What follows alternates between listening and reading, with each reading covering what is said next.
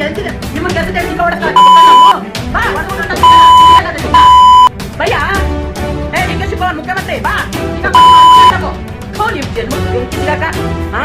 ಕಾಯ್ತಾವ್ರೆ ಮಳೆ ಬೆಳೆ ಇಲ್ದೇನೆ ಇಲ್ಲಿ ನಮ್ಮ ಕರ್ನಾಟಕದಲ್ಲಿ ಯಾವ್ದೋ ಕೊಡ್ಬೇಕಾ ನೀನು ತಮಿಳ್ನಾಡಿಗೆ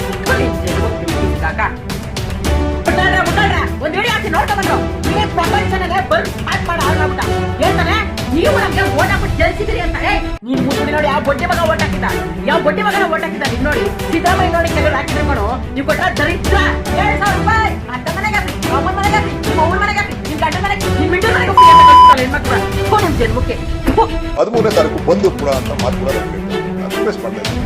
ಇದೆಲ್ಲ ಅವಶ್ಯಕತೆ ನಾವೇ ನಿಮ್ ಪರ ಇದೆ. ಈ ಬಂದಿಂದ ನಿಮ್ಗೆ ಯಾವ ಪರಿಹಾರ ಸಿಗುದಿಲ್ಲ. ಕೇಳ್ತಾನೆ ತಮಿಳ್ನಾಡು ಇರ್ಬೇಕು ಅಂತ ಹೇಳ್ಬಿಟ್ಟು ಕರ್ನಾಟಕ ಸಿಎಂ ಹೇಳ್ತಾನೆ 13ನೇ ತಾರೀಕು ಬಂದೇ ಮಾಡಬಾರ್ದು ಇಡೀ ಕರ್ನಾಟಕನ ಅಂತ. ಯಾಕೆ ಅಂತಂದ್ರೆ ಕರ್ನಾಟಕ ಬಂದನ್ನ ಕೊಟ್ಟಿದ್ದಾರೆ 13ನೇ ತಾರೀಕು 13ನೇ ತಾರೀಕು ಆ ಬಂದನ್ನ ಮಾಡಲೇಬಾರ್ದು ಅಂತ ನಮ್ಮನ್ನು ಹೇಳ್ತಾರೆ ಈ ಡಿ ಕೆ ಶಿವಕುಮಾರ್.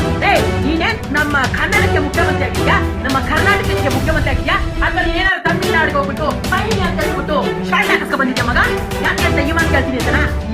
ಯಾವನು ಕೋಳಿ ಮಕ್ಕಳು ಸೋಷಿಯಲ್ ಮೀಡಿಯಾ ಯೂಸ್ ಮಾಡೋದು ಕೇಳಲ್ಲ. ನಾನು ಕೇಳ್ತಾ ನೀನ್ ಕೇಳು ಮಂಡ್ಯ ಜನ್ಮಗಳು ಬಾರ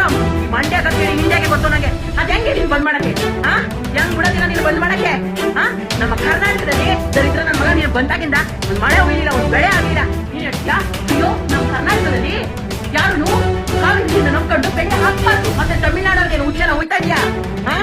1413.78 ಕ್ರೋರ್ ನಿನ್ನ ಹತ್ರ ಇರುವಂತದ್ದು ಕೋಟಿ ಹಂಚು ನೀ ದುಡ್ಡ ಹಂಚು ಮಾತಾಡ್ತಾ ಇದೀನಿ ಅಂದ್ರೆ ಇವತ್ತು ನಾವು ಮಿಡಲ್ ಕ್ಲಾಸ್ ಫ್ಯಾಮಿಲಿ ಅವರು